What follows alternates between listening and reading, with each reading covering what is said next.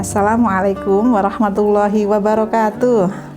Adik-adik sekalian, calon pemimpin bangsa ke depan insya Allah, Ibu semakin yakin setiap kali ketemu adik-adik dengan wajah yang berseri-seri, bukan berseri-seri gitu ya. Baik, Ibu lanjutkan pada kesempatan siang hari ini ya. Kita akan lanjutkan dengan fikih muamalat. Kalau pada minggu yang lalu kita telah mengkaji bersama muamalat 1, masih ingat adik-adik bahwa waktu itu Ibu membedakan prinsip ibadah sama muamalat ya. Baik, sekarang Ibu lanjutkan karena memang satu kesatuan bicara fikih itu. Boleh Ibu izin sebentar mengingatkan kembali mata kuliah usul fikih sebelumnya ya, pada semester yang lalu, di mana ruang lingkup kajian usul fikih itu ada salah satu di antaranya kaidah. Nah, kaidah usuliyah itu masuk pada bahasan muamalat 2. Begitu. Nah, yang pertama outline materinya adalah kaidah muamalat. Apa nanti kita pelajari bersama. Kemudian yang kedua adalah sikap Islam terhadap tradisi yang hukum syar'i tetapi masa lalu. Kita harus bersikap, gitu kan. How to use gitu kan. Adik-adik kadang-kadang mengatakan gitu. Ini harus bagaimana, Bu? Harus bagaimana? Maka kita pelajari. Dan yang terakhir prinsip muamalat. Baik, sebagaimana pada setiap kali pertemuan Ibu suguhkan dengan slide berikutnya, yaitu peta konsep. Bisa adik-adik lihat di irisannya yang sebelah kanan itu adalah lagi-lagi merupakan learning outcome. Jadi ibarat orang jalan-jalan pergi ke pasar, ke mall, itu membawa oleh-oleh lah. Oleh-oleh apa? Itu yang irisan yang sebelah kanan itu. Baik, pada muamalat kedua ini kita suguhkan ya, bersama-sama kita pelajari bersama kaidah. Kalau adik-adik mendengar kaidah, kira-kira apa di bayangannya? Adalah salah satu alat untuk memahami. Karena fikih itu memahami nanti hukumnya apa gitu ya. Padahal fokus pembahasan fikih itu adalah seluruh yang dialami manusia. Jadi mata juga menjadi objek kajian, mulut, ya kan, tangan. Maaf ya Ibu sampaikan ya, ini bisa dibilang Ibu kok porno atau siang-siang, mohon maaf ya. Sampai kemaluan pun itu juga menjadi kajian fikih. Maka sebagai guru itu harus betul-betul memahami, menguasai, jangan sampai salah di depan siswa-siswinya. Begitu ya, sebagai pemantik diskusi nanti. Baik, kita kembali kepada kaidah yang Ibu maksudkan. Misalnya kalau bisa dilihat di slide di depan itu ya. Al-aslu fil mu'amalati al-ibahah. Artinya adalah pada prinsipnya muamalat itu hukumnya mubah. Nah, adik-adik kan sudah diajarin oleh ibu bapak guru saat mana masih duduk di bangku ibtidaiyah.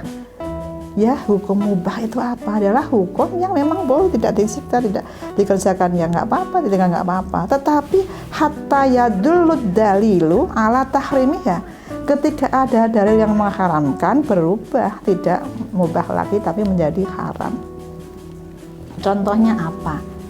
Mungkin ada yang ingat pada pertemuan sebelumnya bahwa Ibu pernah sampaikan bahwa Ibu pernah disuruh belanja, melihat orang di pasar itu ada jual beli itu 2 harga, ya kan? Kalau cash itu 10.000, kalau itu model muajalan ditunda itu adalah 13.000. Berhati-hati, yang 3.000 itu adalah masuk riba. Nah, muamalat 2 akan mengkaji itu. Baik, kita perhatikan satu demi satu ya. Nah, kalau kita menghadapi seperti itu mau diapakan? Contoh kalau kita misalnya model-model yang sekarang itu sudah update terus ya kan. Indeks saham gabungan. Orang tarbiyah punya uang 100 juta, diajak ikut barengan indeks saham gabungan, nggak ngerti kok. Harus belajar dulu. Setelah paham baru kita join, jangan ikut-ikutan. Nah, itu zaman dulu itu ada yang sifatnya seperti itu. Maka perlu kita pelajari lebih detail. Ada lagi juga kaitannya dengan misalnya join. Anak-anak mahasiswa saya lihat ada join pulsa. Punya uang 50.000 join nanti begini. Ya dilihat. Nah, itu ada aturan mainnya semua. Syirkah ya, join gitu diatur dalam fikih muamalat ini. Kalau modalnya dari siapa, kemudian yang operasi siapa, itu berapa pembaginya. Lagi misalnya kalau di pedesaan tuh ada namanya sawah. Tahu sawah nggak sih? Kita jalan-jalan ke sawah ya gitu ya.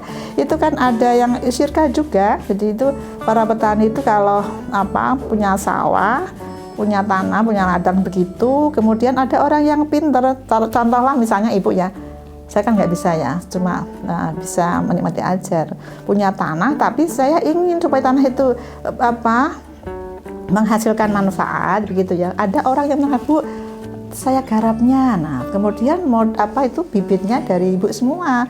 Tetapi ada orang yang pintar, expert di bidang pertanian. Nah itu bagaimana fikih muamalat mensikapinya? Itu ada aturan main semua. Dan itu tergantung deal kontraknya. Maka fikih ini mengantarkan bagaimana halalnya, ya halalnya bermuamalah itu ketika kita kembalikan kepada Al-Quran dulu, hadis, kemudian ada ijma, ada qiyas.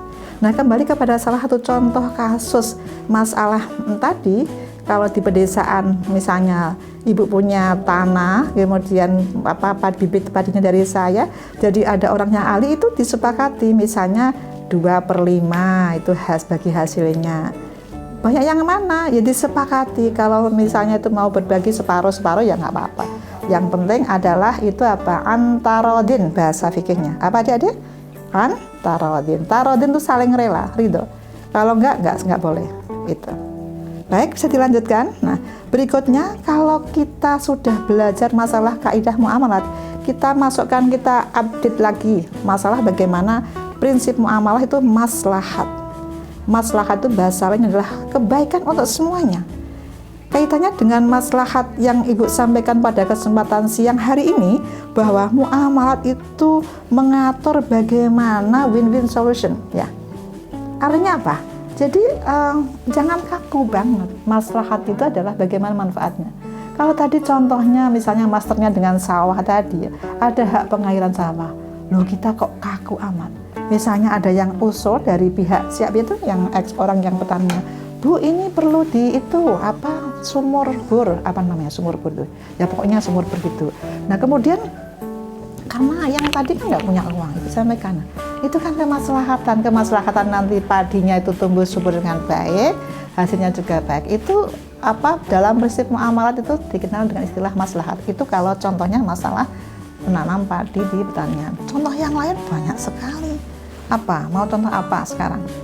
Seperti contoh yang pada minggu yang sebelumnya, yaitu kaitannya dengan itu leasing. Kalau leasing tidak termasuk di dalamnya ya, atau begini saja deh. Di Jogja ini ya orang jual makanan apapun tuh laku. Ibu setuju itu? Boleh kita angkat itu ya? Baik. Nah sekarang kita masuk kepada makanan. Kalau musim pandemi seperti ini bagaimana? Ya kita sepakati supaya kita sama-sama rela, kita sepakati bagi hasil, ada syahadahnya, ada invoice-nya, itu nggak masalah. Itulah maslahat.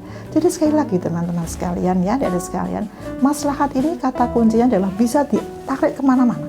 Maslahat adalah kebaikan untuk semua orang. Maka dari itu kalau kita cari akar masalah supaya tidak terjadi crash, tidak terjadi konflik, itu kita harus merumuskan di awal. Dijelaskan secara luas ilatnya apa? Ilat penyebab, bukan ilat lidah loh ya, ilat. Oke. Rahasia dan tujuan kemaslahatan suatu hukum itu apa gitu. Manusia itu harus memperhatikan gitu, nggak bisa egoisitas dikedepankan. Nah, maka prinsip muamalat sekali lagi itu adalah kalau adik-adik suatu saat nanti menjadi tokoh masyarakat juga tidak boleh bahasa Jawanya itu semau sendiri gitu, nggak boleh. Nah, dan itulah kelebihannya luar biasa. Islam itu memperhatikan sampai sedemikian rupa, yang kecil-kecil diperhatikan. Maka dari itu pada apa saja yang adik-adik lakukan nanti ke depan sebagai anggota masyarakat itu bisa adik-adik perhatikan. Jadi kalau boleh Ibu berbagi ya, kebetulan Ibu pengampu mata kuliah penjaminan mutu juga sih, apa-apa direncanakan, plan, do, check, and action, bagus itu. Bicara fikih muamalah tadi pakai itu luar biasa, nggak ada yang berantem ya. Jadi misalnya mau jual beli ya oke, gitu, mau syirkah oke, barter apapun, plan. Setelah oke, do, dilaksanakan, cek, evaluasi. Ya itu bahasa agamanya hasibuna, muhasabah ya. Jadi enak, akhirnya ya sama lah ya. Besok kalau kita lanjut mau ke fikih munakahat itu ya, ada itu besanan pun itu bisa berbasis penjaminan mutu. plan, do, check, and action ya. Oke. Nanti kita kita susun lagi, kita obrolin lagi bagaimana supaya adik-adik nanti yang pertama harapan Ibu menjadi guru profesional, menguasai bahan bidang studi, memahami, bisa menerapkan, insya Allah enjoy, happy. Begitu kira-kira ya. Terakhir sebagai penutup di menit siang hari ini, memang siang hari ini kan kadang-kadang sudah lapar ya kalian, nanti kita bisa makan ya di sama-sama, tapi ya Roe dengan pendekatan aplikasi muamalat 1 dan 2 oke ya. Ya masa Arab bayari terus tak ya begitu. Baik, kita akhiri pada kesempatan hari ini. Insya Allah muamalat 2 ini kita bisa menerapkan tidak hanya hari ini tapi sampai dengan nanti sebagai anggota masyarakat. Baik, kita syukuri bersama dengan membaca hamdalah. Alhamdulillahirabbil alamin. Sampai ketemu lagi pada pekan depan setelah OTS. Ini agak lama ya, kita ketemu lagi nanti, kita jumpa lagi setelah OTS dengan fikih munakahat. Assalamualaikum warahmatullahi wabarakatuh.